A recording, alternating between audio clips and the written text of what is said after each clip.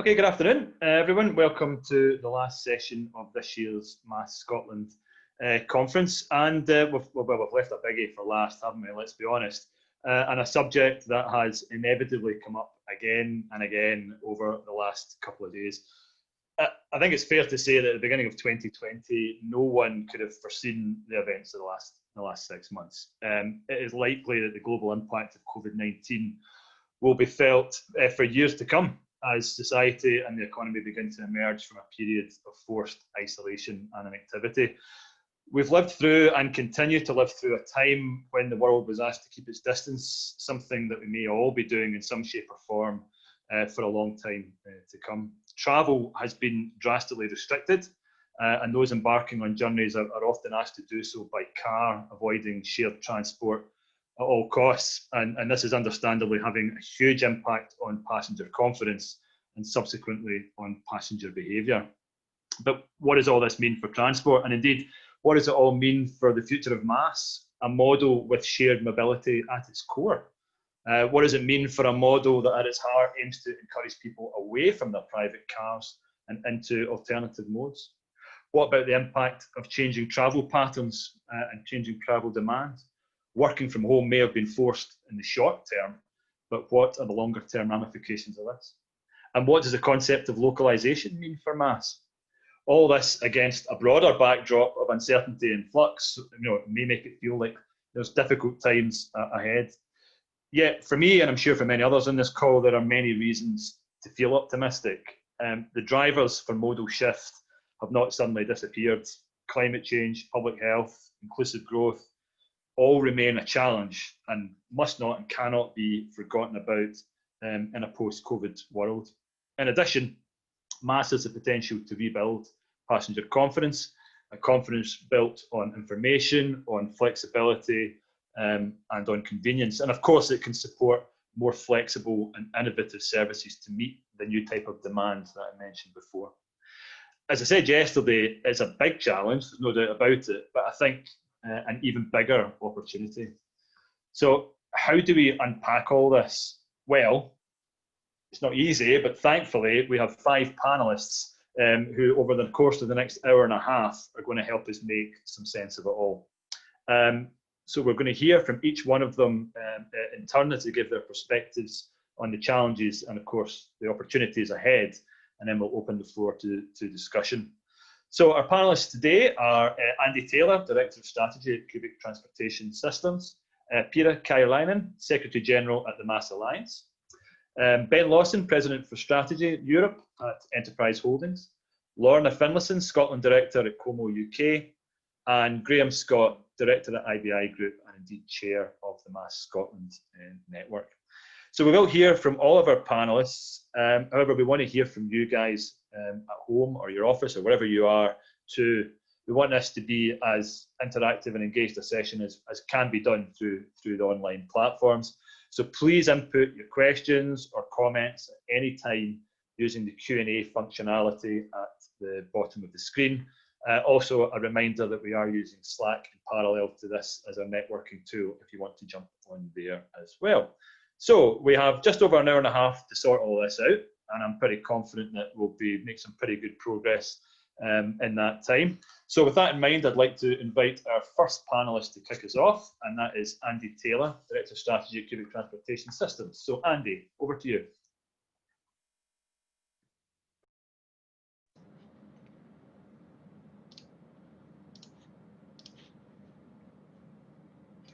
So good morning, everybody.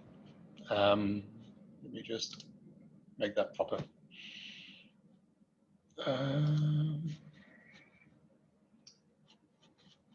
Bear with me 1 second, I do apologize.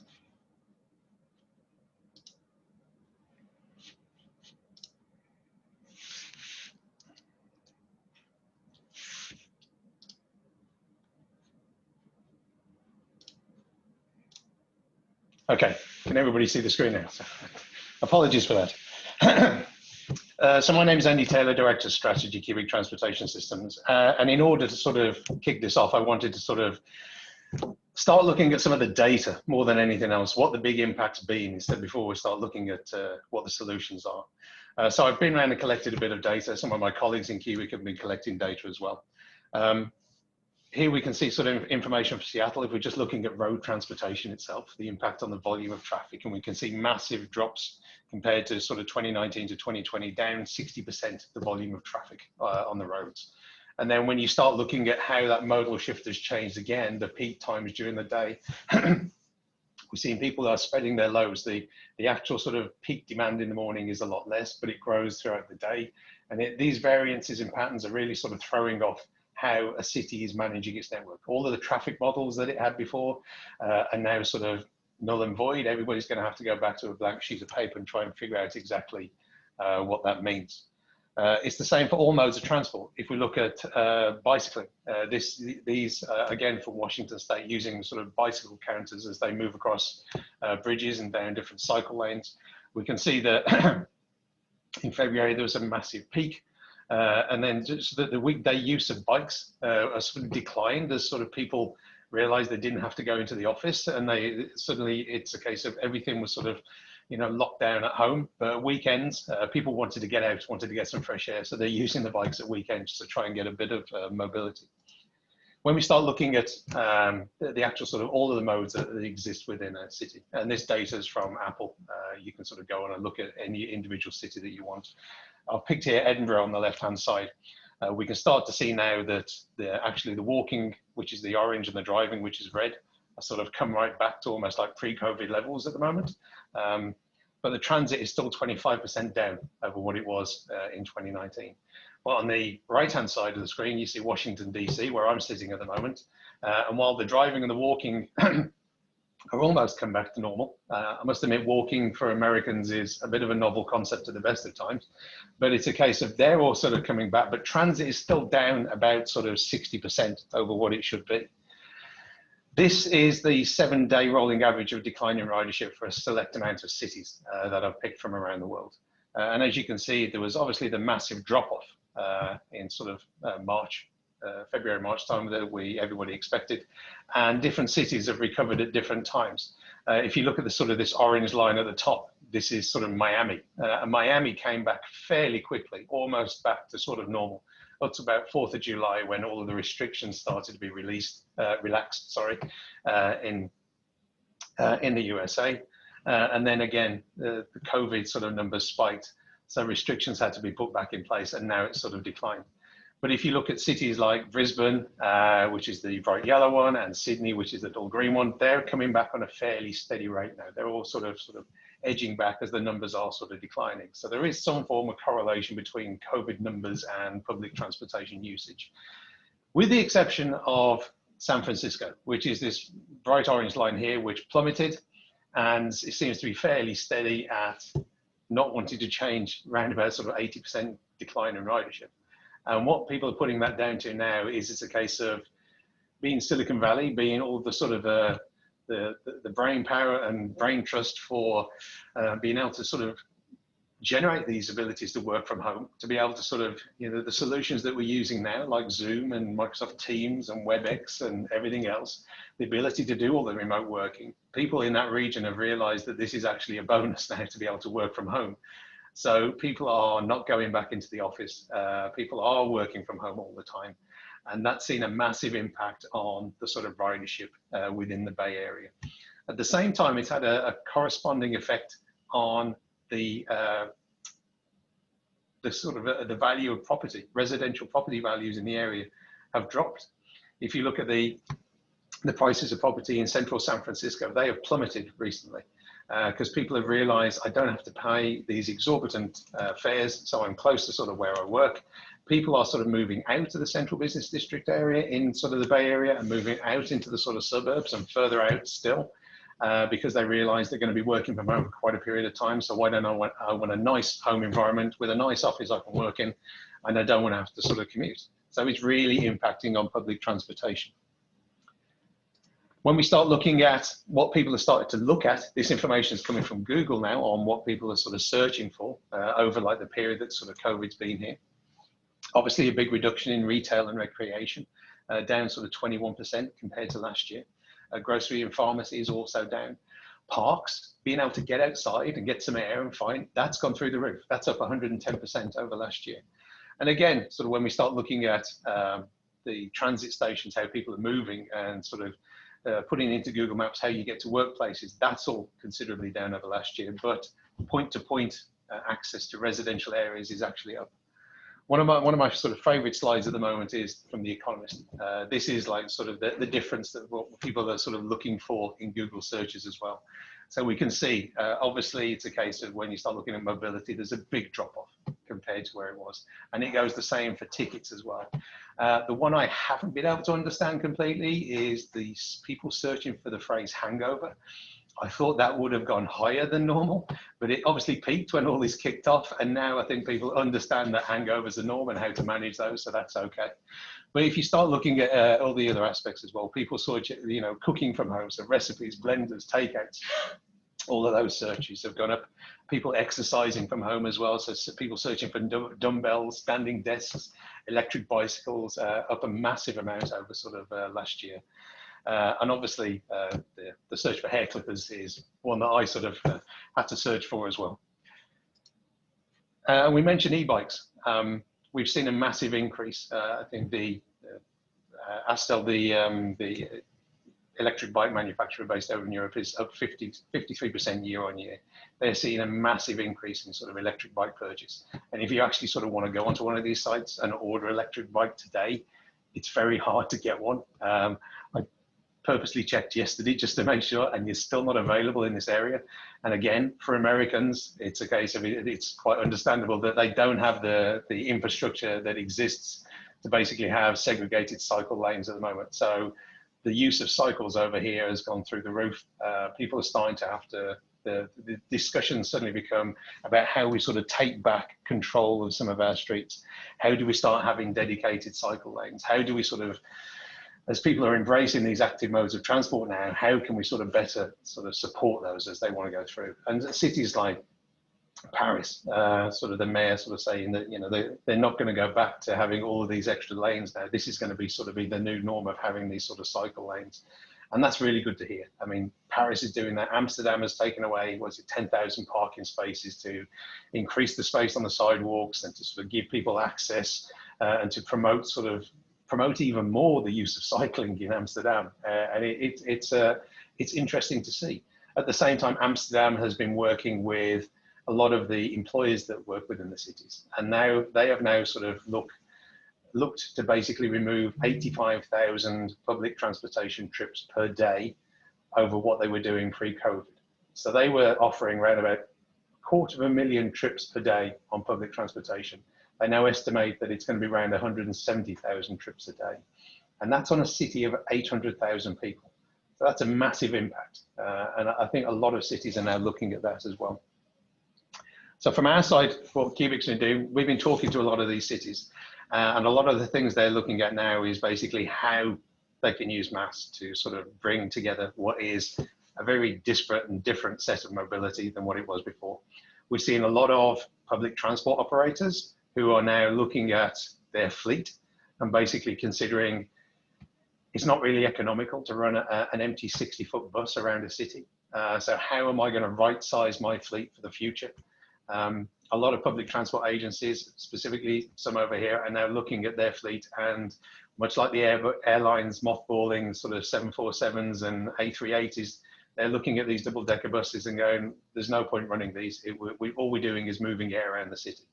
So how are we going to sort of make it more economical? How are we going to sort of, how are we going to deliver some of the mobility services needed? So what we're seeing now is public transport agencies, departments of transportation, and cities themselves basically coming together and saying, how are we going to deliver mobility? Because it's not all on public transportation now. A lot of these groups are now sort of thinking we should have one agency that's responsible for mobility as a whole. We've got to look at mobility holistically. How are we going to sort of manage the traffic that's in the city? Because we've seen the numbers that have come right back up. How are we going to manage that traffic? How are we going to provide mobility options? How are we going to sort of make this sort of a safe and secure environment where people have access to all of the sort of different modes? And we're seeing demand responsive transport and the introduction of sort of private mobility service providers in a lot more cities now. We're getting a lot more inquiries about how we can bring together all of these sort of disparate solutions under a sort of common banner of mobility as a service. And what we've seen as well is from a few years ago, when everybody sort of considered mobility as a service basically to be, you know, the WIM model, the subscription service where you pay for your mobility on a monthly basis, and where the target audience was those with the smartphone and disposable income. A lot of these cities and agencies now are basically saying, okay, the operating model for mobility as a service needs to be key here.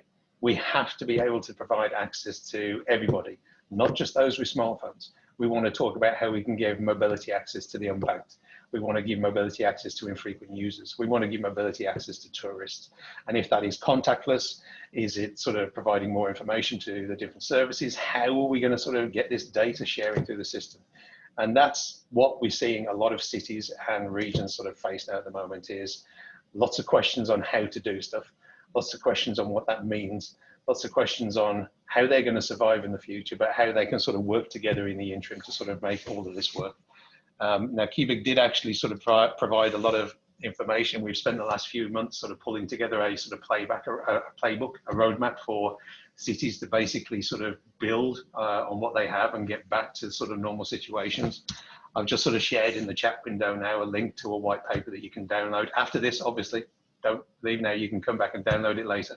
But that provides 64 pages of gold on what cities can do, what different solutions are available, and some just advice and guidance more than anything else, just to show that cities aren't alone, that people are out there and sort of looking to help them. So with that, I think that's probably more than enough of my sort of 10 minutes. I think it's now my job to sort of hand over to Pia and the MaaS Alliance to sort of carry on. Pia, over to you. Yes, good afternoon. Let me just share my slides. So here we go. Can you see my slides? Very good. Hey, good afternoon, everyone. It's really a pleasure to be here with you. I'm representing Mobility as a Service Alliance, and I really want to thank you also, Alistair, for the invitation. If one silver lining of this pandemic is that I'm now finally able to attend MaaS Scotland's annual event. I haven't been able to join before, but now this virtual format is enabling that for us. So I looked the situation a bit from the Mobility as a Service and Mobility as a Service Alliance point of view, and it's also quite natural for me to continue after Andy's presentation. That was really good insights on the statistics. Just to briefly introduce also the Alliance, so we are now turning actually 5 years next week. It has been quite a journey. We started as a European smaller club of like-minded people and have grown to become more than 100 members from all different parts of the world. And our task is really to promote, of course, the concept of mobility as a service, but also build preconditions for the better implementation for MaaS. And we are working both public sector, but also private organizations. And it's a pleasure to have players like Cubic and Enterprise in the Alliance. So basically for us, for the mobility as a service, as an industry, the pandemic, the situation can be considered as an accelerator. That is something what we have considered. And there are basically 3 different functions how it works. So it was, of course, in that very immediate phase when cities and also individual travelers were looking new ways to get around in the city environment during the lockdown. The most appreciated features of mobility as a service were really there in the providing good information, but also providing those complementary services. If, for instance, the public transport network or services were somehow affected in the short term, then it was easier to find sort of like bring together different kind of other alternative services. And so that MaaS was really acting as a sort of like a, it was able to balance both the supply side but also demand side. Then in the recovery phase where we are maybe hopefully right now, the competitive advantage of the MaaS kind of services is really coming from the fact that it's a great channel to deliver information for the users. Information regarding the safety and security measures in a public transport in different shared modalities, but also the management of the occupancy, so that the traveler before the trip can, for instance, check whether the vehicle or carriage where she or he is intending to board is somehow really full, or if there's a comfortable situation. And then when we are moving towards back to normal situation, so to say, of course, the credits of mobility as a service are very much there, what it usually does or what is there for. It creates a bundle, or it offers a bundle of different options and really boost both the supply side, the transport operators or service providers with that idea of different kind of complementarity, but also from the traveler side for the individuals is providing more flexibility and wider options to choose from. I just wanted to bring you one example on how the MaaS operators has been reacting and what kind of new services they have produced to the market. So this is coming from one of our member, Sketco, where they have now during the past 6 months have really developed and introduced new features. There is information or real-time information about occupancy and also COVID alerts, and also they are now working to develop sort of like a occupancy-based routing for journey. So as the one preference option, or like for the ranking of the services, you can choose that crowdness. So that might be quite interesting for several persons, and also be an element to sort of re-establish that trust, what we have talked a lot lately. One of the biggest learnings here in this crisis is basically coming from the fact that we as the organizations, as the cities, as the companies has to really improve our agility right now. Of course, we as the engineers, economists really want to plan for a certain kind of future, but now in this situation, also in future, it's just wise to also plan for the scenarios B and C and D. So you could say that agility is to enterprises as valuable as healthy is to humans. And that is really how we should now look the future from now on. What is good thing here is that basically the agility or the resilience what we are talking about is something what we can use to prepare ourselves or manage better the sort of like sudden shocks or disruptions as this pandemic, but they are also very useful in sort of like adapting new technologies, adapting new skills, and changing our maneuvers and culture. So everything what we have learned now, it's also really valuable in making our transport system and societies better in many different ways. But what has to be really highlighted is that building resilience and adaptation capabilities is the #1 task for future-proof organization or value chain or a system. And this is also one big motivation for the open data policies and why we should be able to share data, because that is really the glue between different organizations and one key component when we want to be more agile. Second important learning is that I think there is still demand or space for even more enhanced public-private partnership in transport systems. So while we have been talking last decades about partnerships or friendly coexistence, now it's really maybe time to start to look public and private services and sectors to be more complementing each others really in a deep way. And this is coming from the fact that now it has been really during the past half year when private sector has been super agile and quick, bringing together new services as we saw from Sketco, for instance, and many others.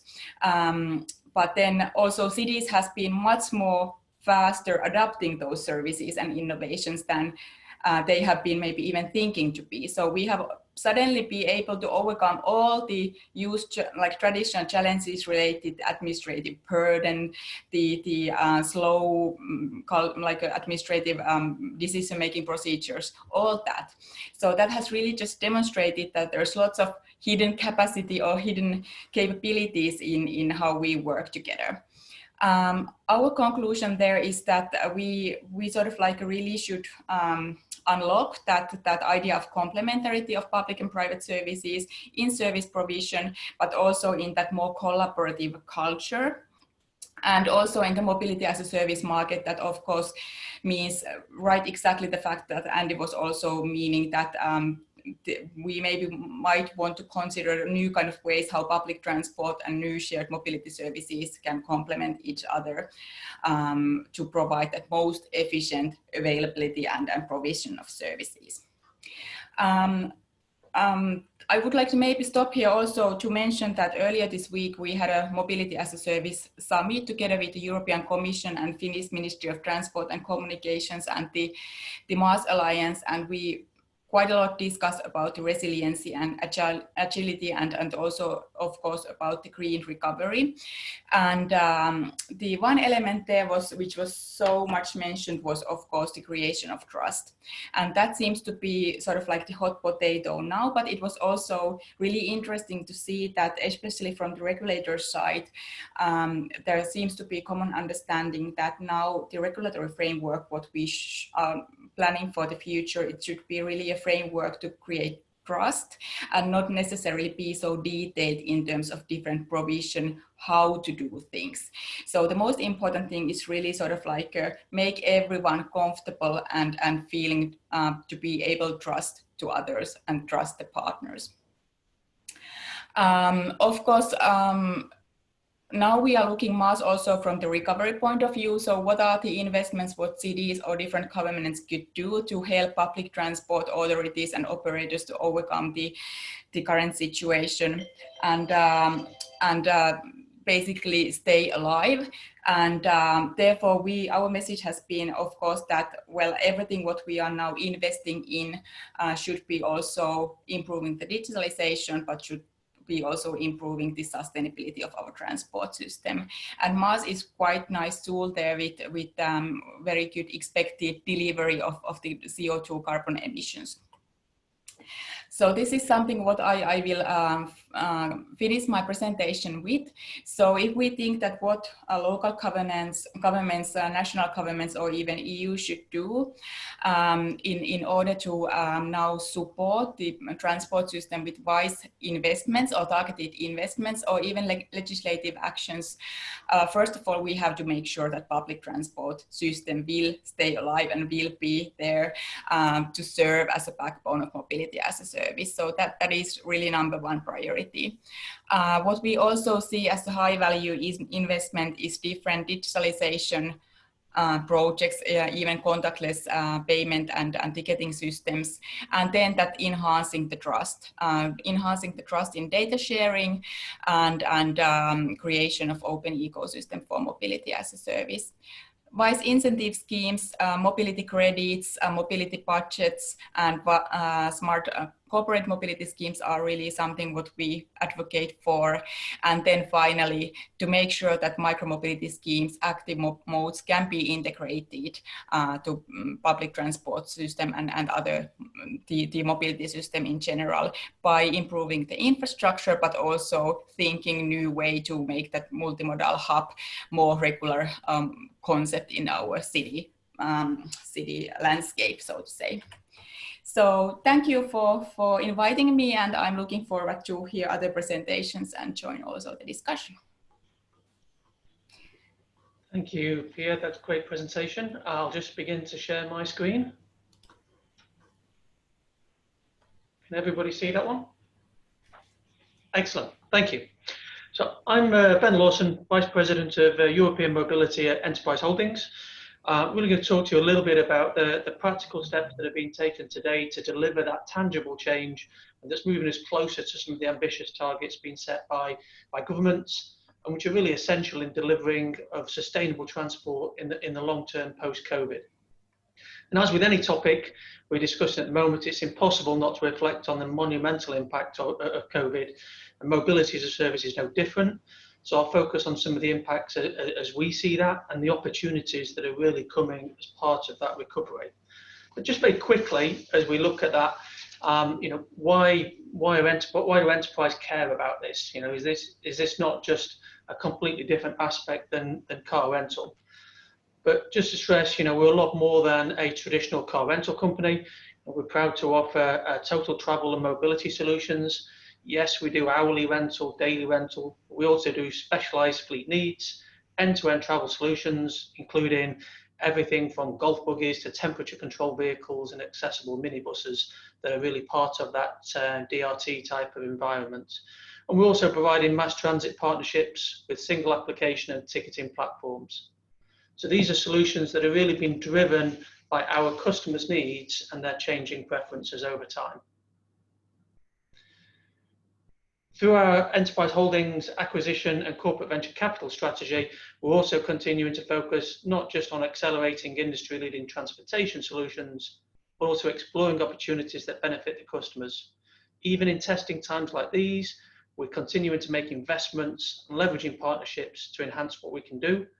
And a lot of our recent investments are helping us close the gap on that consumer journey that connects bricks and mortar experiences with the digital preferences that we've heard in the first two presentations. So prior to COVID-19, I think the major driving force for MaaS was regulatory action.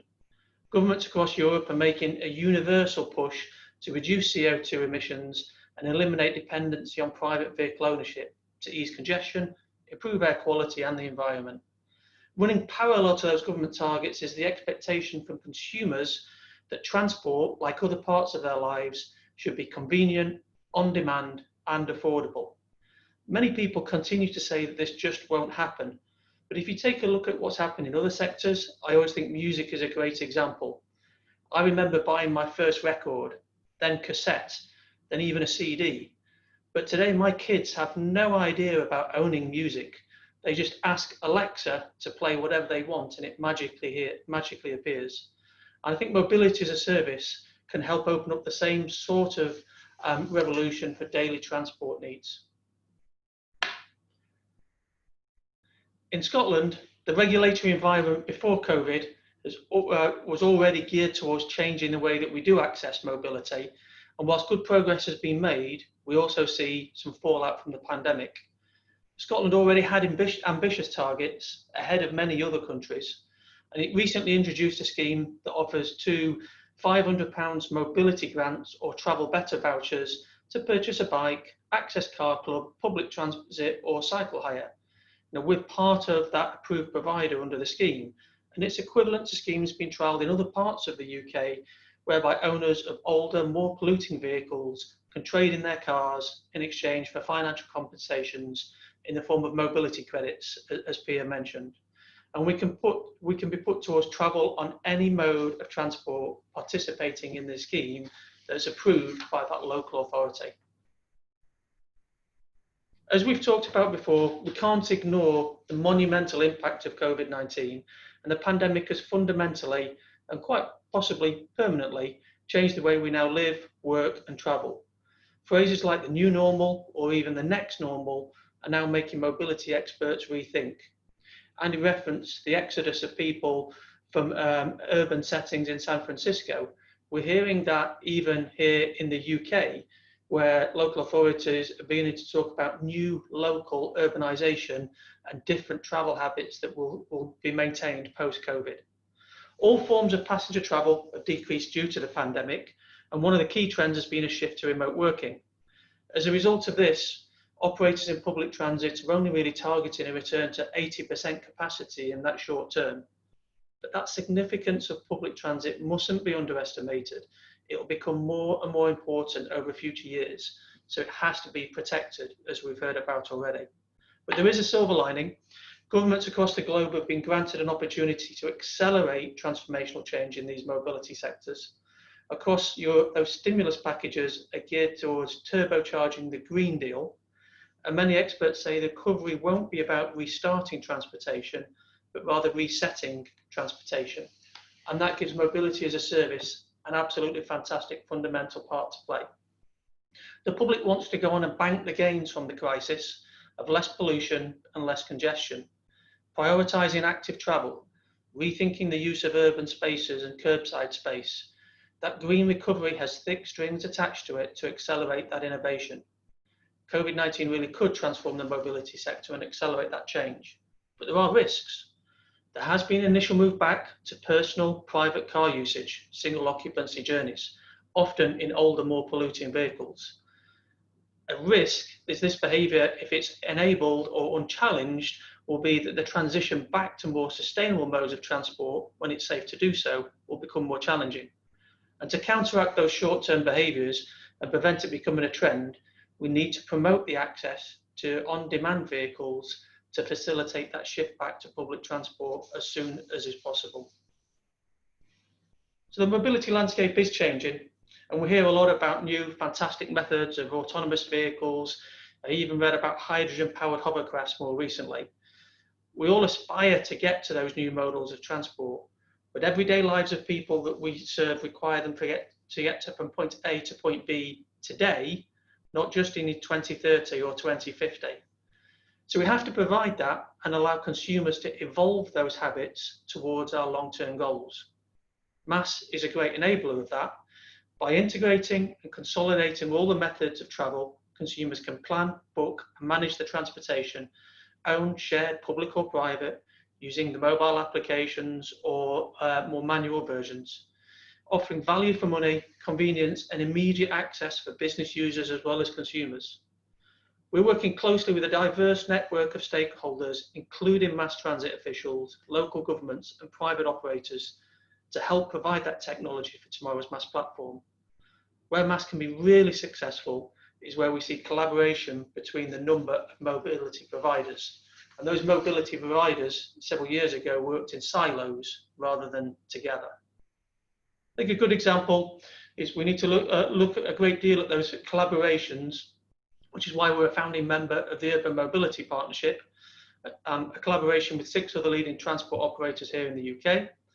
The coalition is providing a forum of promoting transport policy that has the needs of that consumer at its heart, whilst also working to reduce congestion and improve air quality.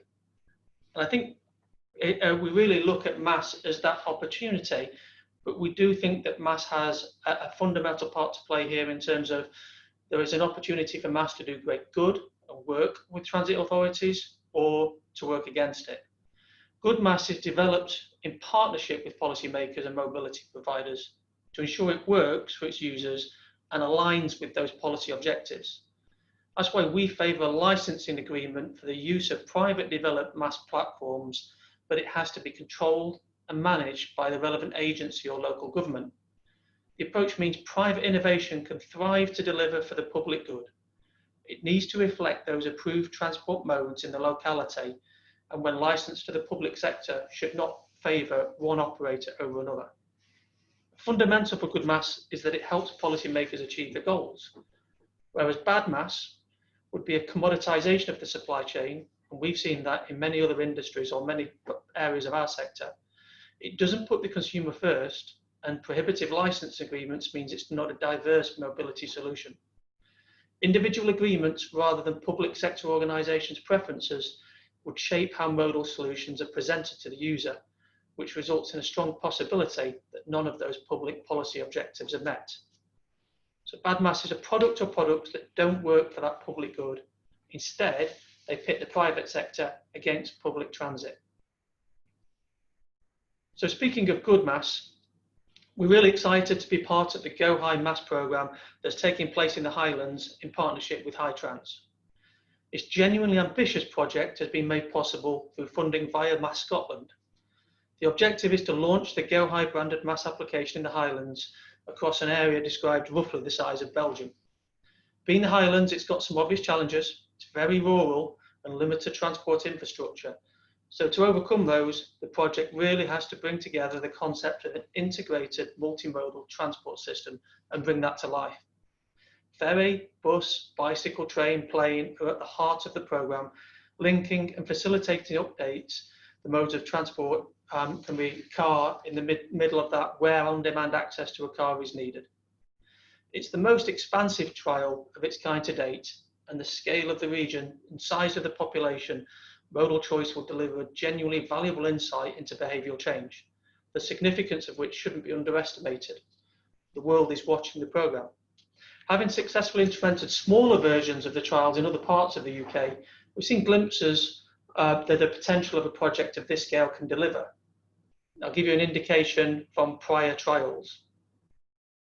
To launch the iMove trial with Transport for Greater Manchester, we worked with Manchester Airport Group to engage staff members who would access the iMove app as an alternative to using their car. As a MaaS trial, the project was demonstrated as a real success. Data and feedback captured from the participants showed a change in travel behaviour. Specifically, buses and trams were the biggest beneficiary of the iMove app. And based on direct feedback, 75% of the participants would cycle, walk or jog more if they were offered incentives through gamification. And every single participant agreed that MaaS would be of benefit for Greater Manchester. Remember, all of those people participating were private car users at the start of the trial. So, we believe MaaS is a good enabler or great enabler of a mobility evolution. COVID has caused many commuters to rethink those journey requirements and their frequency. And on-demand access to what you need and when you need it has just become increasingly cost-effective. I think it's all of our roles to make that experience as convenient as the ownership model that has dominated for so long. Thank you.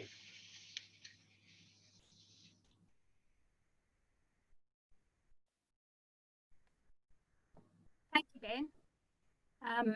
I was glad that I had my microphone off during your presentation when you mentioned a popular Amazon device. I got status quo coming up, whatever you want. So that came out blaring out my speaker. So I'm really glad I had that off. I'm just going to try and share my screen.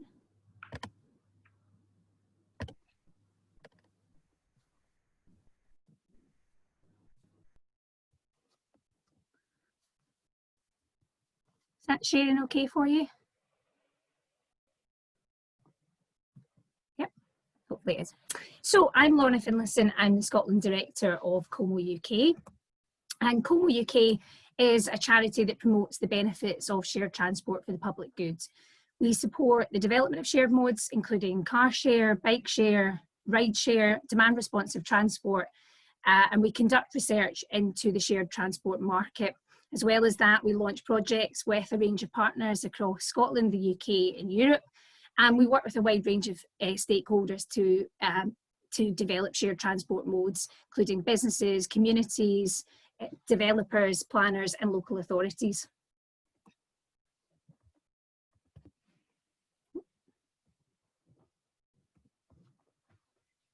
So our vision is to use shared mobility to attract people away from the private car to help our environment, our health and our communities. And shared mobility matters because, firstly, vehicle utilisation is much greater than the private ownership model. Secondly, vehicles are either zero emission at tailpipe or much cleaner than the national fleet. Thirdly, shared bikes are a carbon-free, healthy and sustainable way to get around. It funnels people to and from public transport, and it funnels people to and from active transport as well. And all of that leads to substantial public benefits around congestion, air quality, place quality and lifestyle. And shared transport was growing strongly in Scotland. Car club membership in 2019 was had increased by 27%. And then there was COVID. We weren't sure what the impact was going to be. Like many industries, we didn't know what was going to happen at the start. But in the past few weeks and months, I think we've seen some encouraging signs. And as many speakers have talked about, there's been such an extreme change in lifestyles and work patterns that we are now seeing that this could be actually a really good opportunity for shared transport and for MaaS as well. Because having an abundance of high quality shared transport modes on the ground is essential. And as many speakers have also said, that's really, really important for allowing MaaS to do its job and to work properly. Those right ingredients have to be on the ground. So I'm going to just quickly give a very brief overview of what's been happening over the past few months from a Como UK perspective. So on car share, and Ben's just talked about this, but car club operators were working flat out at the start of this crisis, helping to keep key workers moving. Throughout the lockdown, there's been major changes in working patterns, and they might be here for the long term. Actually, there's more people working from home for the foreseeable future, fewer people commuting every day. So car clubs might become a more practical, cost-efficient and attractive option for more people. Also, speaking to peer-to-peer car club operators, so that's where people put their own cars on a car sharing platform. We've been hearing from those operators that they've experienced some of their busiest spells over the summer. And it's possible that the economic uncertainty of COVID is driving that behaviour. So more people looking to make some extra cash by putting their cars in the platform, and potentially more people choosing to car share than rather than buy their own car. On e-scooters, the DfT has fast-tracked e-scooter trials this summer. There's around 30 happening in cities in England and places in England at the moment. Due to a legislative issue in Scotland, they're unfortunately not happening here.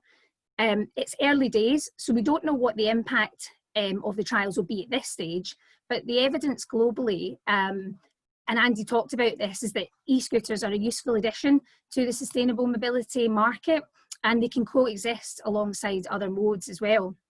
So Como will be actively learning from these trials to further best practice. As I said, the early signs are good, and we would encourage the Scottish Government to work with local authorities to get some trials happening in Scotland as soon as possible. On DRT, I think one of the other speakers mentioned this, potentially I think it was Andy. We've been working with local authorities very closely over the last few weeks and months, and there's more interest in demand responsive transport and flexible bus services. That's obviously, bus patronage has been falling for a number of years, and I think that local councils are looking a bit to how they can actually improve services for passengers and help build back better, after COVID. So some good examples are the Welsh Government has invested DRT tech into the bus fleets and created a new Flexi app where passengers can book their on-demand journeys.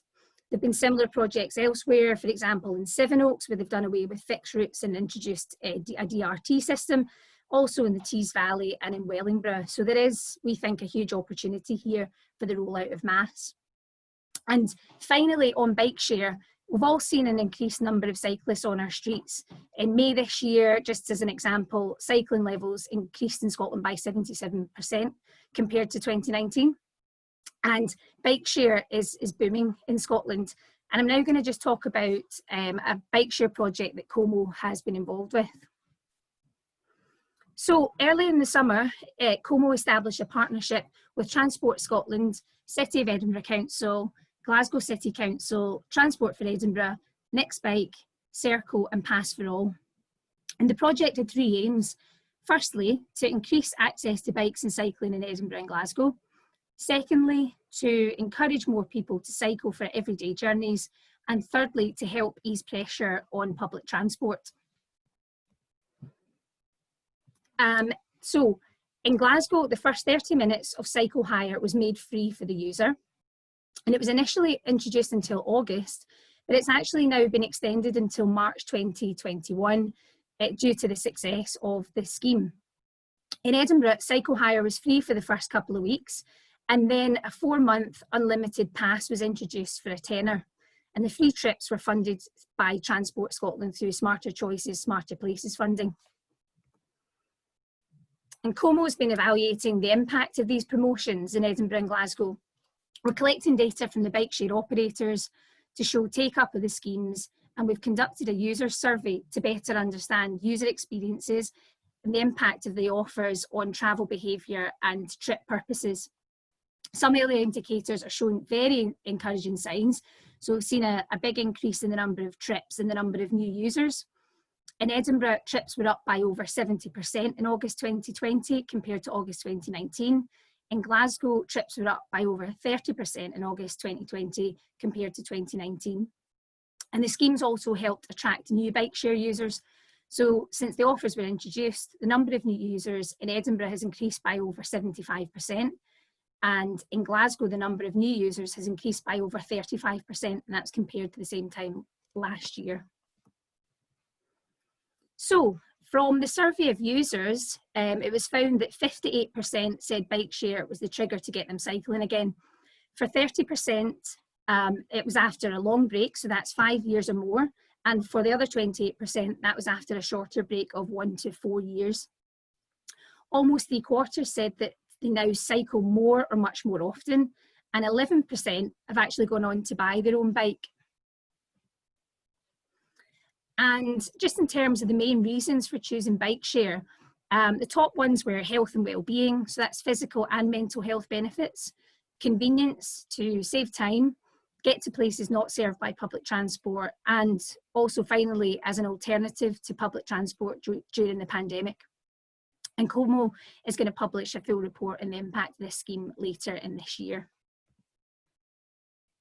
So hopefully that's given a good overview on the different shared modes and what's been happening on the ground. Building on this and specifically looking at the role of MaaS in a post-COVID world, we think there's a huge opportunity around the development of mobility hubs. So mobility hubs are really the physical embodiment of MaaS in that they integrate public, shared and active travel modes, but they are also a way to build on the trend to stay more local that we've seen during this pandemic, and therefore can help reduce or eliminate numbers of journeys whilst also re-energising communities. Como is a partner in Share North. It's an EU-funded project which is promoting the development of shared transport, and a key part of that work is to promote the use of mobility hubs. So Como has created an introductory guide in mobility hubs covering the different components, as you can see above there, and also just the different locations and contexts.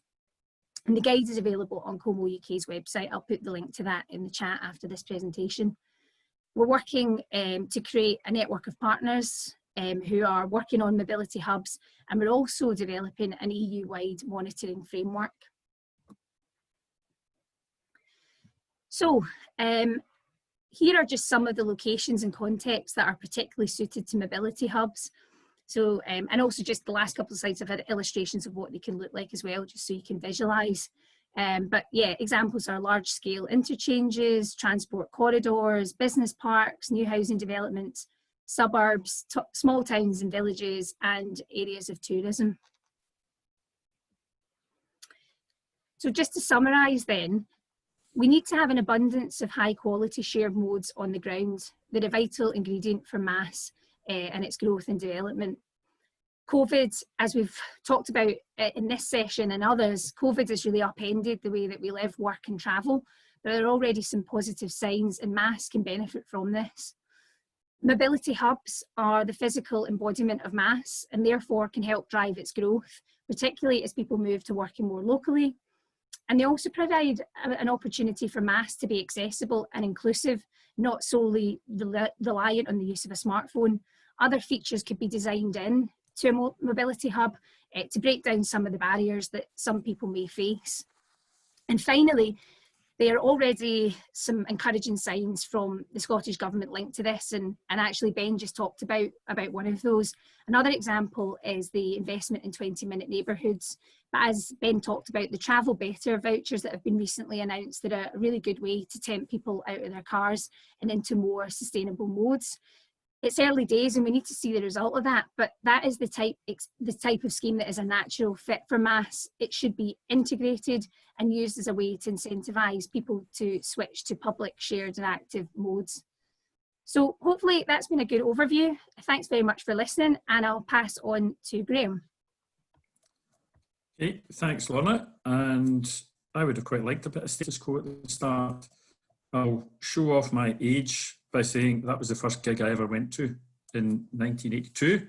And following up on Ben's comment about kids not owning music, my kids still find it astonishing that I queued up, and if anybody believes it, for about 5 hours to get tickets for that gig. I mean, it cost about £3 or £4, which compared to some of the gigs that I have to pay for just now, that's a cheap price to pay. So anyway, good afternoon to you all. This is always the risk when you're to speak last in a session with 4 great presentations before you, that you're going to cover, or all the items you're going to cover have already been covered. I think Sam mentioned that this morning. And there have been touched on, but hopefully I'm coming at this from a different perspective. So here goes. I think we've tried to provide some broad thoughts about the role of MaaS in a post-COVID world. And within IBI, we've been undertaking a series of sessions recently where we've been looking at future trends as the impact on different elements of day-to-day life, whether that be working, living, studying, whatever. And mobility has been one of those. Now, a colleague kind of started this off, and I'm building on some of the thoughts that he had. And what we'll talk about is 3 accelerated mobility trends. Now, I think as Deborah mentioned in the presentation that she gave this morning, a lot of these trends aren't new, but because of COVID and the disruptive impact that it's been having on transport and travel, they've been accelerated. So the things that were happening before, but it's just the actual impact of them has skyrocketed. And the question here is whether this is going to change in the long term of how we move and how we travel. Now, one of the main challenges that we find is that the longer that we live under these restrictions, and certainly appears that that's going to continue into 2021, the more difficult it might be to reverse the decisions and behavioural changes that have been made in the intervening period. Even from my own perspective, other than a week in the Highlands in the summer, I haven't travelled since early March. And before that, the longest I'd been at home in almost 20 years was about 5 or 6 weeks, travelling most, if not every week. And while I missed elements of travel, not sure I'd want to go back to that level. I think I've actually get quite comfortable of wearing a smart shirt on top, a pair of shorts underneath. It's quite relaxing working at home from those in that environment. So the first kind of main trend that we're looking at is this is your new commute. It's either, in my case, it gets upstairs to the spare bedroom or sit at the kitchen table, or as we've experienced from the many Teams and Zoom meetings that we've all been on, in some cases, just finding anywhere that you can get a bit of space or peace and quiet around the house. Now, virtually overnight, many workers, and I would say the majority of those that are attending this conference, have had to shift from working at the office to working at home. The real question, and what we found really interesting, is what's going to happen afterwards. So let's assume in a post-COVID world that people can go back to the office. Now, at the moment, this isn't the case for us yet here in Scotland, where the government advice has been throughout and remains that we should work from home wherever we can. But also, when we do go back, because of social distancing and other restrictions, capacity in public transport, what's the realistic number? Are we looking at maybe 30 to 50% of the normal capacity in the office? And do people want to go back? So the graphic that's on the screen at the moment is the results that we had from a firm-wide survey that we had in IBI. Now we undertook it globally. We had over 2,000 responses, which equates to about 80% of the firm. But it mirrors many other surveys that we found from on national basis or in the sector or even from other firms. So what we found is when we asked people what they want to do and if the option is available, would you work from home in the future? People are saying that, yeah, they actually want to stay and work at home a bit more, possibly 1, 2, 3, maybe even more of the week. And what we're finding that tells us is that whilst it's been made necessary because of the pandemic, people have recognised the flexibility, the adaptability, and the ability to just balance work and life demands that this new approach or the forced approach has brought. So depending on each person's circumstances, what people are saying is, this actually isn't too bad. It might have some negative consequences, may go back to the office in some days or part-time, but I actually want to stay at home and have flexible time to do other things, whether that be kind of personal errands, childcare, caring for elderly, and also just getting back some time that you'd have lost on the daily commute, which can be quite significant for a lot of people.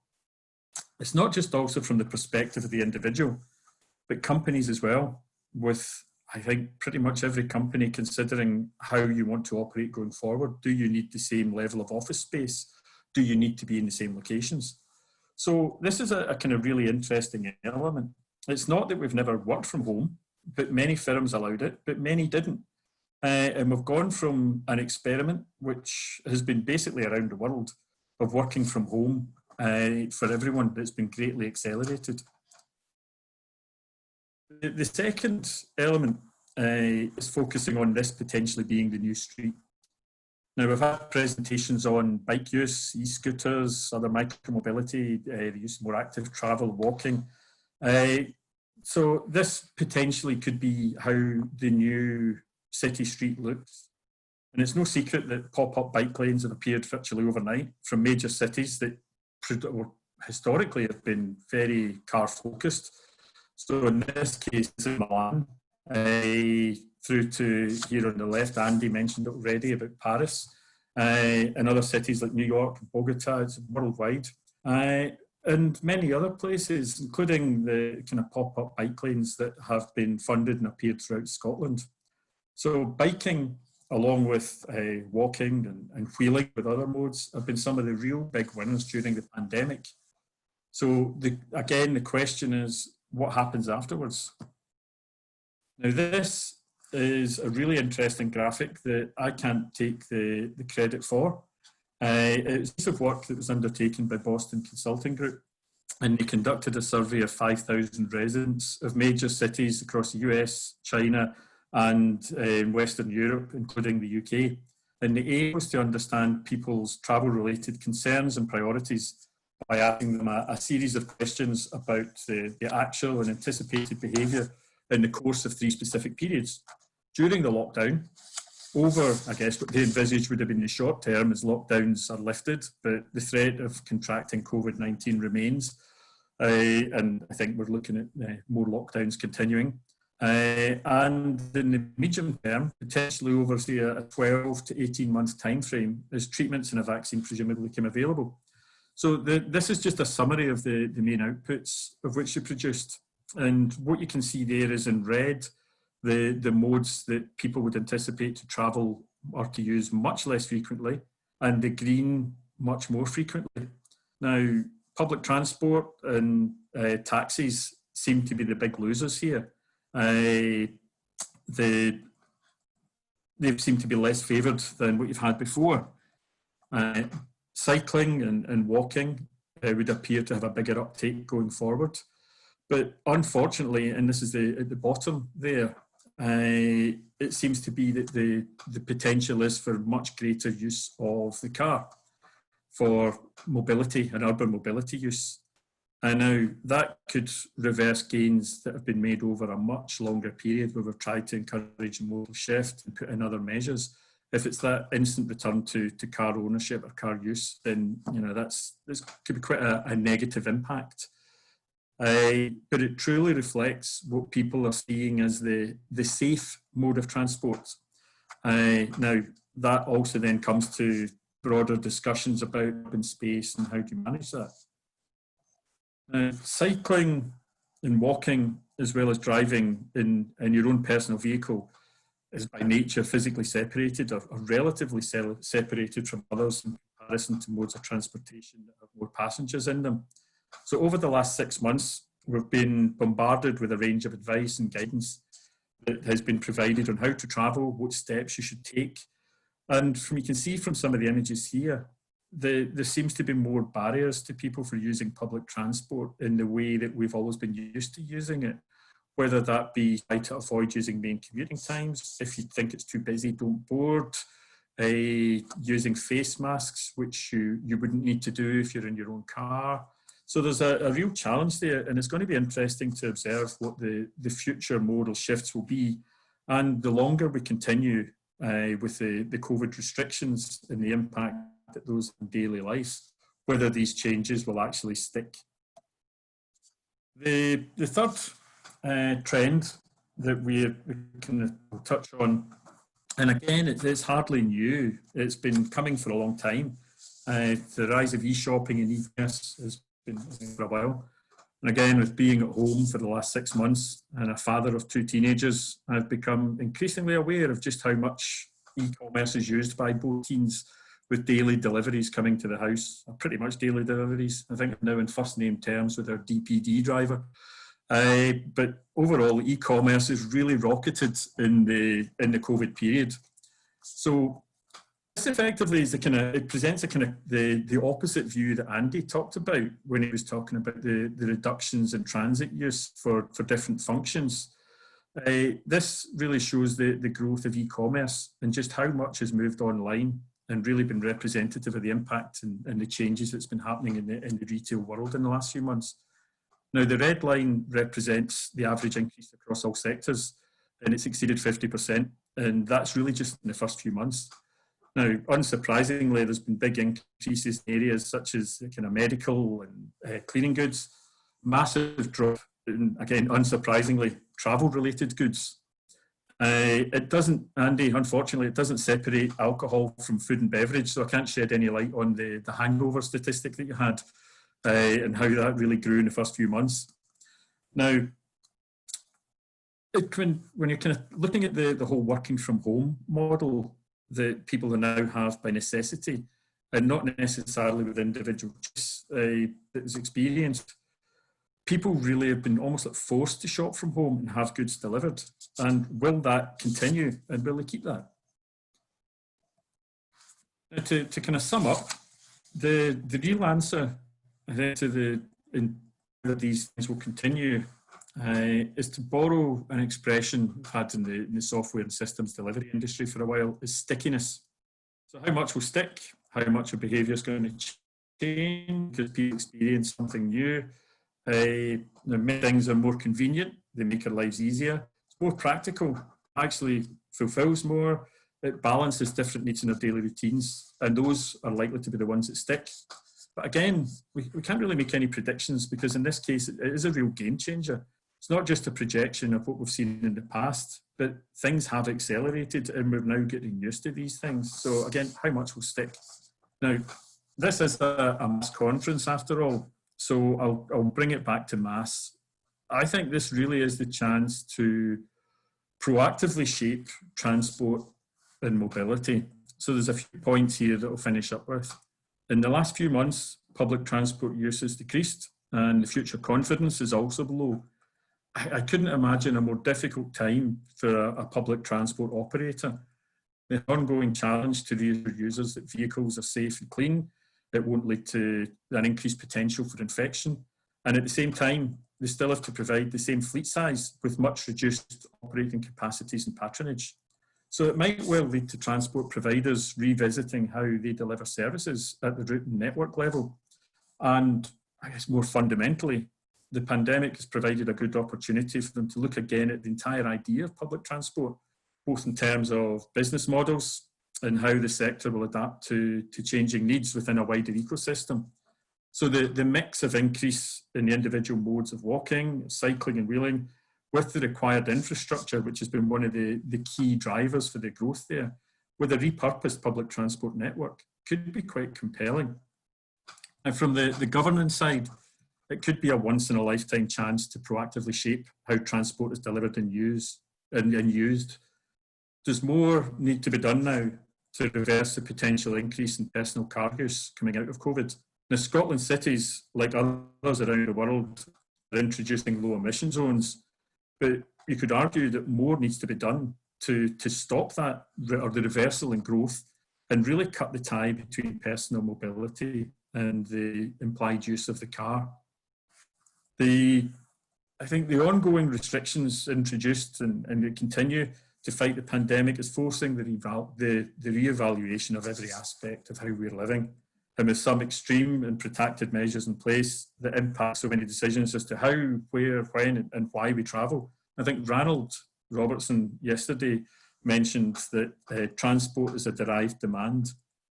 And with all these changing circumstances, we need to better understand what that demand is, almost to understand the new baseline. And it's true more than ever to understand the real links between transport, land use, and how we go about our day-to-day lives, which have fundamentally changed. And so then to MaaS, that I think this is the perfect time to provide that flexible package of modes, of payments, of information that delivers services in an integrated manner, which can be tailored and personalised to meet the needs of all in a new transport paradigm. And with that, it's back to you, Ali. Brilliant. Thanks to all of you for your input there. We've discussed many, many different areas just within those 5-10-minute presentations, and we now have around half an hour or so just to, I guess, unpack those a little bit further perhaps, and obviously invite comments and questions from those who've been listening, certainly I'm sure, at home. And we do have some questions already coming in. Please do keep more coming in, but I'm going to invoke organiser privilege just to get us kicked off. And I was interested because, well, I was interested in lots of what was discussed, but it was interesting that the first three presentations, I think at least the first three, highlighted the need for more than ever for public-private partnerships. And I think that's always been discussed in the context of MaaS, at least in the successful delivery of MaaS, as you put it, Ben, within your presentation, and how now more than ever, particularly given what I have to say was quite a depressing chart that Graham presented there right at the end around kind of, you know, potential behaviours and modal choices. You know, what that public-private partnership to, I guess, to meet ultimate societal good is more important than ever.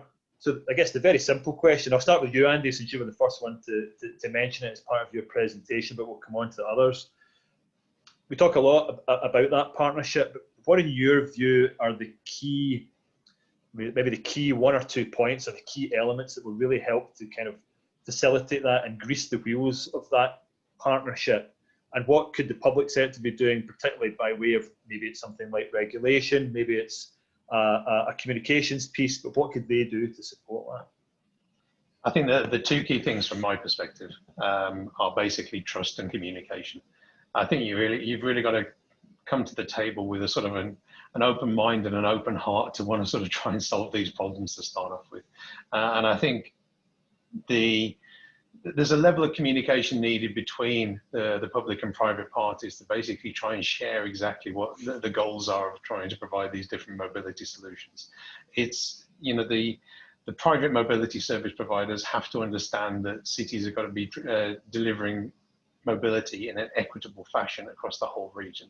So they shouldn't be looking to just cherry pick the regions where they want to operate, where they know they're going to get the sort of biggest return. But at the same time, public agencies have to balance the sort of the commercial necessities of how you're going to sort of drive the business models that's going to drive the income. So there is a bit of a balancing act. I think sort of being open and honest, communicating between the two are going to be essential, and then trusting in sort of each other to deliver the solutions. I think the other thing is as well, when we start talking about public-private sort of integration, is issues around data and how data is going to be critical in sort of making this work. I think public agencies need to realise that they can't ask for every sort of single data and element that's being provided by the private mobility service providers, because it's nonsensical. You really don't want to start taking the responsibility for managing all of that data. But you do need to sort of have that sort of adult conversation about what data is needed to basically prove that trips have been executed, to sort of show that you're sort of driving equity, to show that you're providing accessibility. Okay, Pia, I wonder if I could maybe come to you next and your experiences more broadly with some of your European partners around this. And there's been, I think, some good examples of that public-private partnership across Europe. And what are you seeing that has made those successful, particularly, do you think? Yeah, so basically it's quite easy also to just confirm what Andy was saying about the communication. So from the city side, first of all, to really clearly identify what is the local transport problem, what you want to use MaaS to solve. Is it more related to competitiveness of your city, or really like transport congestion, which might be already hindering the attractiveness of the region? Is it more in the, you know, pollution, noise? So that is very, very important to first analyze, and also then to communicate all to all public and private partners. And but really, when we then look more the practical enablers for that public-private partnership, of course, the availability of the data is one key component there, but even the availability is not enough, but there has to be really clear incentives also for that data sharing. So that is something what we really also have to figure out together, that how we can work around with different reciprocity models that indeed everyone feels that they can benefit from sharing their data, because we at the same time have to understand that it always has a value. Then the access to the market is of course quite important, so that there is no any kind of discrimination for the private operators, and or at least the competition is sort of like a fair among those. But also what might be then interesting tool there, of course, is different licensing schemes, and that is really powerful tool for cities. And then finally, the last sort of like the clue there is the technical and commercial integration of different services, when the interoperability and the cost of that integration is an important role, and sometimes that integration cost might be too high especially for the smaller or medium-sized enterprises. So again, if you think now where the stimulus funding should be allocated, making easier that integration for all sizes of companies is definitely one important point. But also then sort of like use again that licensing policy to encourage different mobility service providers, for instance, to integrate to MaaS platforms. And City of Antwerp is one example what we are using quite often, where they have really played smartly with the licensing policies, requiring all mobility service providers to integrate at least to 2 MaaS platforms, because also in Antwerp, they have really managed to create that open MaaS ecosystem where they have several MaaS operators at place. So at least those are something what I wanted to mention in this section. Okay. Ben, I saw you unmuted there. Did you have something to add to this?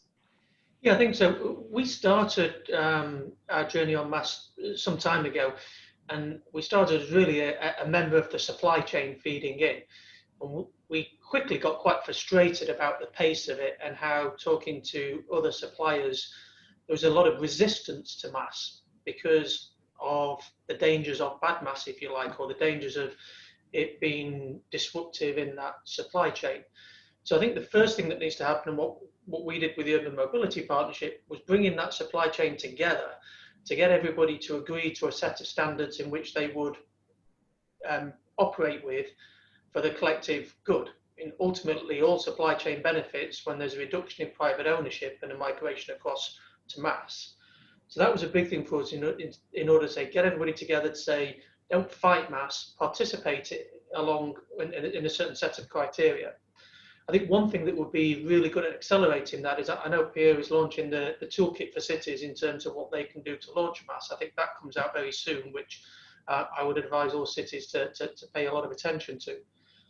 Then I think the other thing, in terms of that public-private partnership, there's a lot to be learned in terms of how it works in infrastructure. And public sector needs to try and bring a proportion of the infrastructure spend across to the digital MaaS arena. There's been a tiny proportion of the spend towards the digital arena that has been in the infrastructure arena. And our towns and cities simply can't carry on building infrastructure. There isn't space. They need to spend more on the digital solutions and let the private sector be part of that growth. Okay, thanks, Ben. I wonder, because there's a question from Kate, which is sort of in this space, and Kate was saying she's very interested to hear what Pia had to say regarding how the regulatory effort should be reorientated towards building trust rather than perhaps detailed rules. But I guess the question Kate then has is, how does that balance out in terms of ensuring that there is still a degree of accountability within that?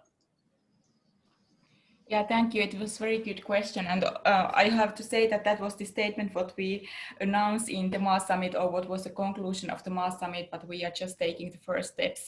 So if I go a bit back where the demand for that is more coming from, is that now, especially in the European Union context, where we are really discussing the data strategy and what kind of position and tools European Commission should used to encourage that data sharing, not only in transport sector, but in society in general.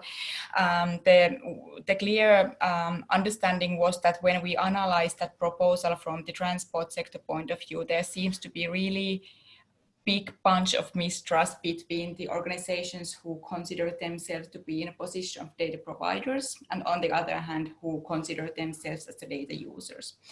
And that was sort of like the thing what we have to deal with. It's something what we definitely cannot hide from. And therefore I was also referring to those incentives, like using wide variety of different data sharing models, reciprocity, commercial agreements, voluntary data sharing, but also finally, if nothing more helps, and then the regulation. But when we use the regulation more as a trust building environment, it means that maybe it's the focus will be more sort of like in ex post compliance surveillance or like oversight than setting very detailed regulation or provisions as the ex ante tool. And that is now what we are sort of like considering or thinking what it means in practice, but it's and indeed also, as you highlighted in your question, that the accountability or that compliance, surveillance or monitoring is really a key, because otherwise it doesn't work as we are expecting it to work. But if I continue from here, so I think there are some examples again from the infrastructure side what we can maybe have a look at. So if you think like 100 years back when we start to when the rollout of the private cars started, and then we were very much the people were using horses, and there was also again lots of that mistrust that hey, how they are going too fast, and they are for sure very unsafe, and how to deal with the situation, how to control the situation, and what to do with it. And then finally, there has been lots of improvements in terms of the infrastructure. It's much more safer. The roads are wider. They are in a better condition than they were back then. We have put the requirements for the drivers that they have to be sort of like capable to handle the situation. Public sector has been taken a role as an infrastructure manager, but still it's clear that the responsibility of that safety is shared among us. So basically everyone has a sort of like a role to be responsible for his or her own behavior, but he can also impact how safety the system is general.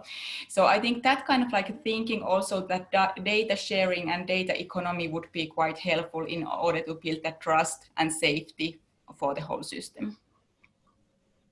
I think that theme of personal responsibility and thinking of others is increasingly in focus over the last 6 months, and the restrictions and rules that we're living by for very different reasons.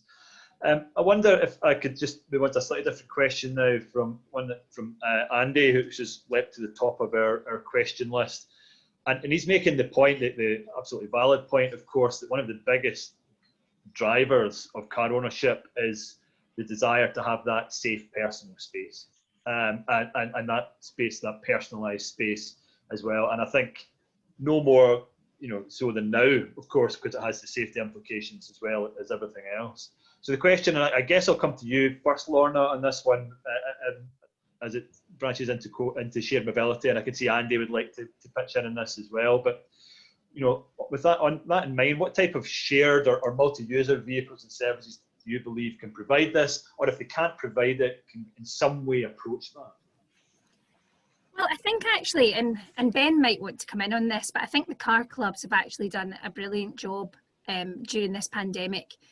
The cleaning regimes have been stepped up. I mean, I know for enterprise, a deep cleaning between each use. So I think actually the safety issues that people are concerned about, and that movement, that sort of desire to have their own personal space, I think Car Club offers that. I think that as more people are working from home, as there are fewer commuter journeys, as I said previously, I think Car Club becomes a really, really good option for people. It's cost efficient, it could be more convenient, as you won't need to do that commute every day. So I think actually that's probably a trend that the car clubs will see. I think beyond that, as Graham mentioned, one of the big winners has been active transport, and e-bikes, bikes and scooters I think will be really important as we come through this pandemic, because it does offer that ability to observe social distancing, it's an active form of travel. So I think that these will be really important modes as we go on. And I think e-bikes, I mean, I watched this morning in the background this morning, they had a feature on e-bikes. I mean, it's just becoming so much more popular now. And I think e-bikes present that opportunity to do that longer commute and that hillier commute. So people potentially are more attracted to that. People that live more sedentary lifestyles, people of an older generation. So it could really open up to new demographics. And I think these are the things that we're going to see. I can just step in a bit, Ali, as well, just to add to that. I think just when you said about the use of the likes of e-bikes and even like scooters, I think the provision of more dedicated and segregated infrastructure has had a big shift in how people feel safe using those modes, rather than trying to compete in the way that they would have done with other road users or other vehicles in a kind of relatively condensed road space. Now, also, I think this is where just the whole broader perspective of MaaS comes in, and is looking at some of the other questions, and there's one or two that Kate's mentioned. Again, I think that fits quite nicely with this, about how, as well as people working from home, you're still going to have lots of people that can't work from home. So how do we cater for them? And I do think this is where MaaS really comes into its strength. People do still need to travel. You are looking at areas that's safe, but I think with MaaS, you've got options.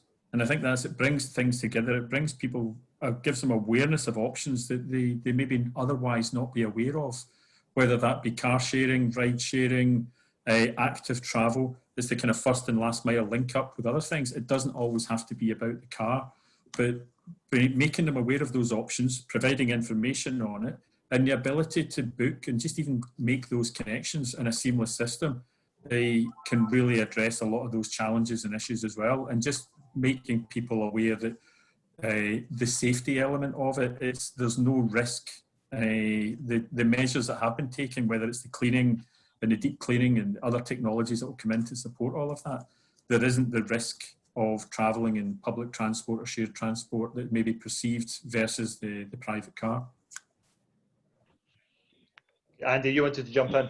Yeah, just two things. I think the use of active modes, people walking, people cycling, using e-bikes, it's fantastic. And I really hope it continues. But, you know, COVID hit in the spring. We've had a nice summer. I think when the nights start drawing in, when it's dark at 4 o'clock in the afternoon and it's absolutely peeing it down with rain, I want to see what people's options are then and how sticky that will become.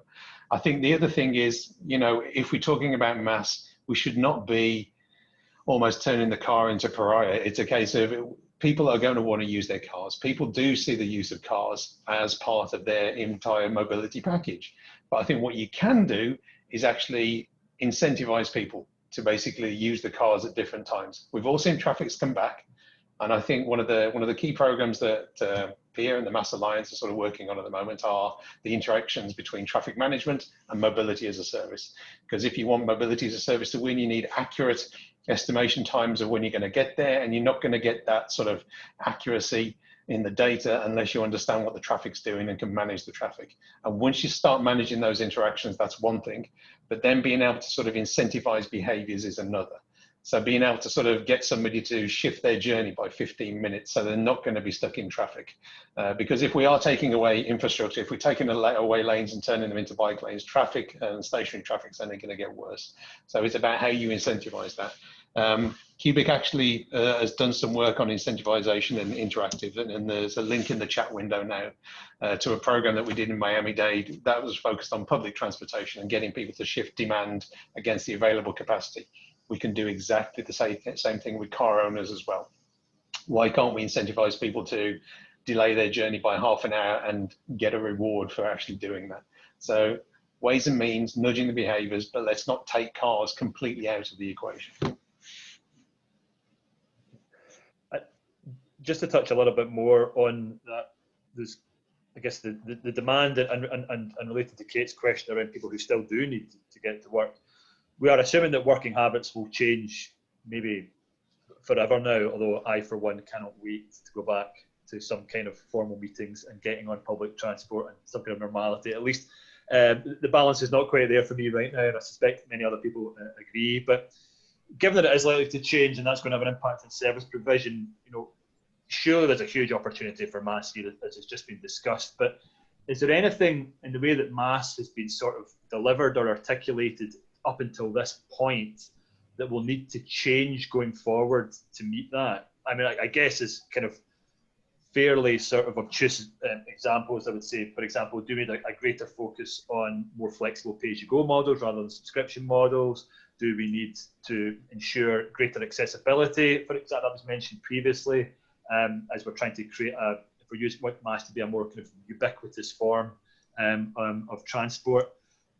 I mean, I guess that's really an open question, but does anyone have any views on where MaaS needs to change in its delivery?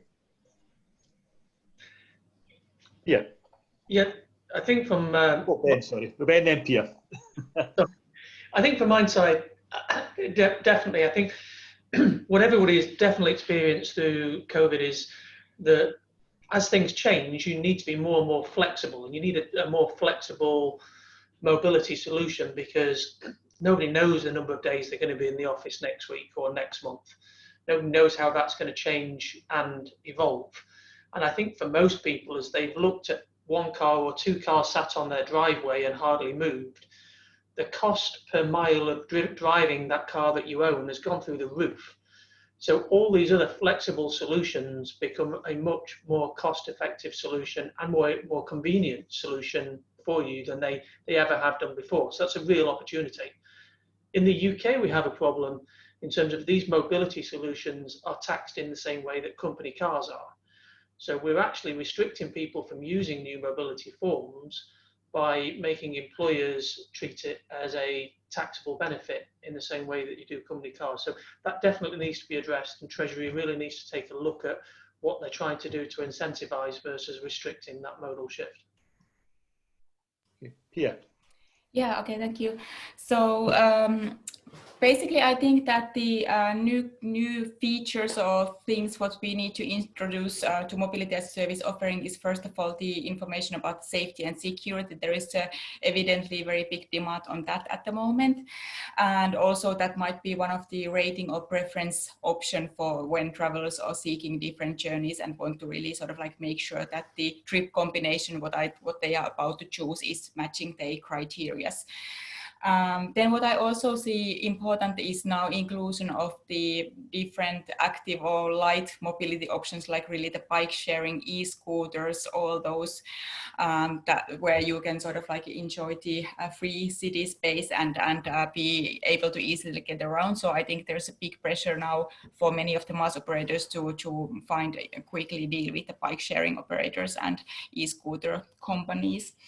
But when it comes to the question setting also regarding the pay-as-you-go model, subscription and all that, I personally don't consider that this is a death shot for the subscription, but maybe we need to plan or design more flexible subscriptions, really considering the fact what was really well presented in Graham's presentation, that our travel habits won't be anymore same from Monday to Friday, but there's lots of different kind of demand on the different days. So really make sure that the content is very flexible. But also we have to remember that actually it's the public transport is facing the really same problem, because the monthly passes as they are now described or offered, they necessarily don't anymore offer the same value for the users than they used to offer because of that more flexible demand and patterns. So that is also something what they have to figure out, and not only the MaaS operators. Okay, thanks, Pia. I've just got time, so I just want to move on to another question.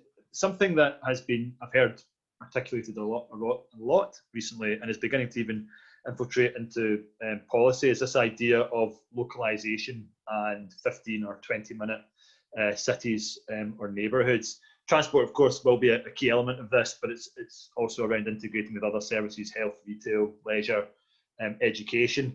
And I just wondered, that for me links quite nicely to mobility hubs, Lorna, but also Graham, I think I'd quite like to just kind of expand a little bit on what you were talking about around changes to the city environment as well, and repurposing of zones and repurposing of areas. But is localisation, is that potential policy move, is that an opportunity for MaaS and mobility hubs, Lorna, do you think?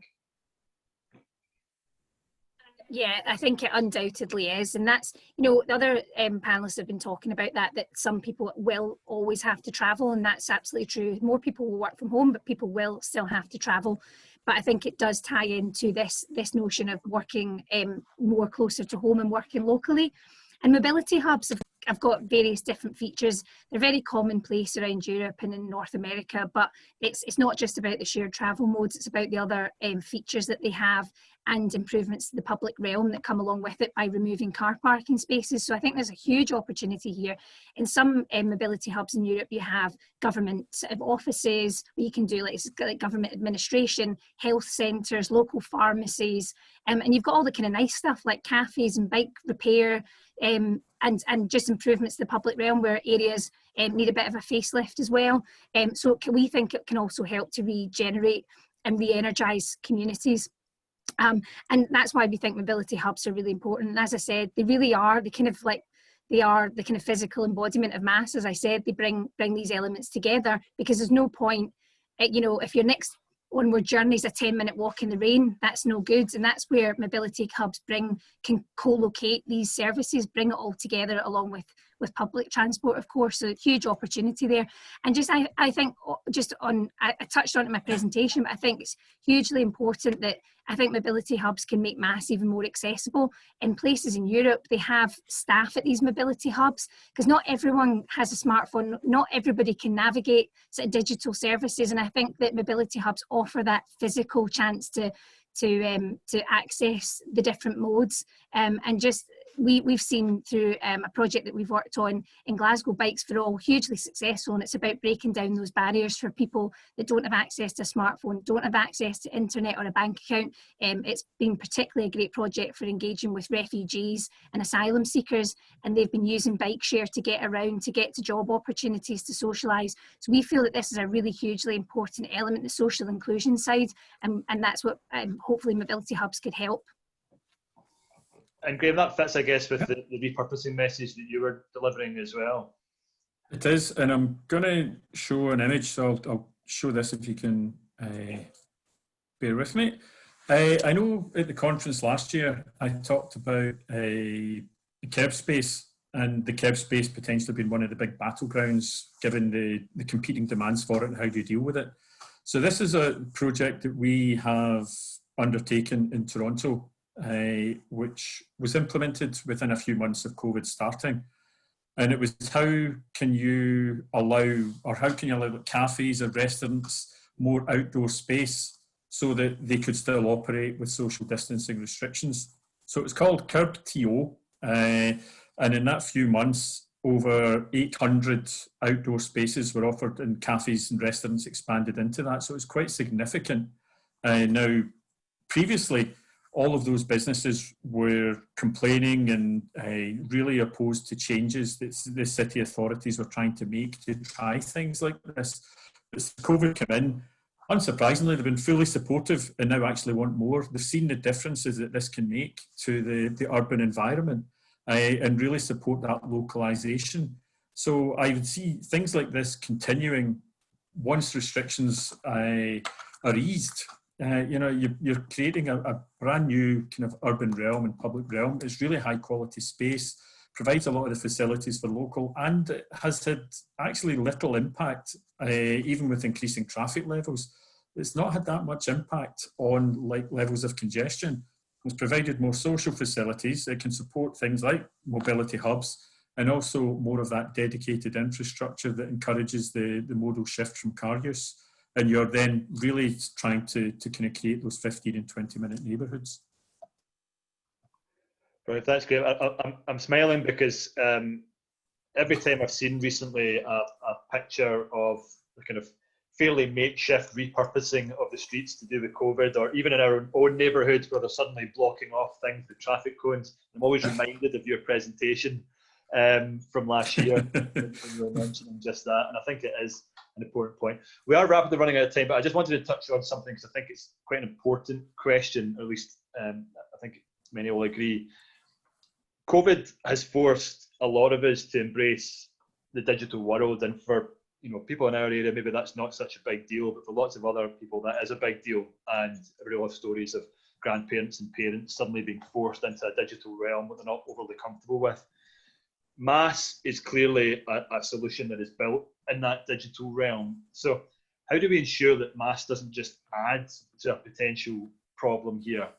That technological gap, that socio-economic gap, that potential age gap, or is that even possible? Is there a way of implementing MaaS that allows us not to exacerbate that problem?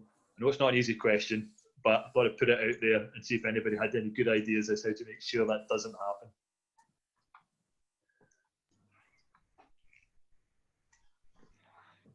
I'm seeing all the other panelists on mute. I'm thinking somebody's going to have to speak first. I think this is where it's the flexibility that MaaS offers. It doesn't have to be a one-size-fits-all. You're not creating a transport network that's geared up, it's a single solution that's supposed to be geared up for all. I think that it's the flexibility of giving people choices and options, and you can have that personalised nature. It doesn't need to be enforced. I think that's one of the key benefits that MaaS brings. I think it really has got the ability to drive improvements in socio-economic issues that we see as well. I know a number of towns and cities are looking at MaaS as a way of delivering access to healthcare, or giving people access to transit when they're going for job interviews, or allowing certain age groups to be able to get travel towards sports or things like that. The digital way that the platform can deliver those things is so much more cost effective than some of the more traditional methods of trying to get people to sign up to an underage card or whatever. Particularly in the healthcare arena, it has the ability to drive a tremendous amount of benefit. I know there's the question of access to MaaS and it needing to have different access points, but the benefit it can deliver is so significant that we shouldn't forget that. Yeah, just to add as well, I think the digital solutions will accelerate sort of adoption, but I think we've got to be cognizant of education. It's making people aware of what those options are. And it's all very well, having a multimodal trip planner that can tell you the most COVID-friendly, economical, active mode to get from A to B. But at the end of the day, I always come back to, would my mum understand it model? And to be honest, probably not. So it's a case of, I'm always cognizant of how we can sort of educate people on what mobility options are, and considerate of the people who are not digitally equipped, who are not sort of embracing new solutions. Trying to explain to my mum what a DRT service would, if I had hair, I'd be pulling it out. So it's a case of how do we actually sort of do that on a wider scale for all the population. Just to add to that, if we've got time, I think it's true. I think that so many more people have embraced digital technologies throughout this pandemic, and that's a trend that hopefully will continue and means that more people can use MaaS. I do think, actually agree completely with Ben. I think it can be MaaS can be so empowering for what actually you can do and help people in communities. And just a little anecdote, I've been up in Glencoe recently, and there was a girl standing beside a bus stop. We drove past her twice and we eventually gave her a lift. She was all the way from India, had no idea when the bus was going to be, standing at the side of the road. And that's just the reality for some rural communities, isn't it? It can just be so empowering, that information, and that's just where we need to go in Scotland.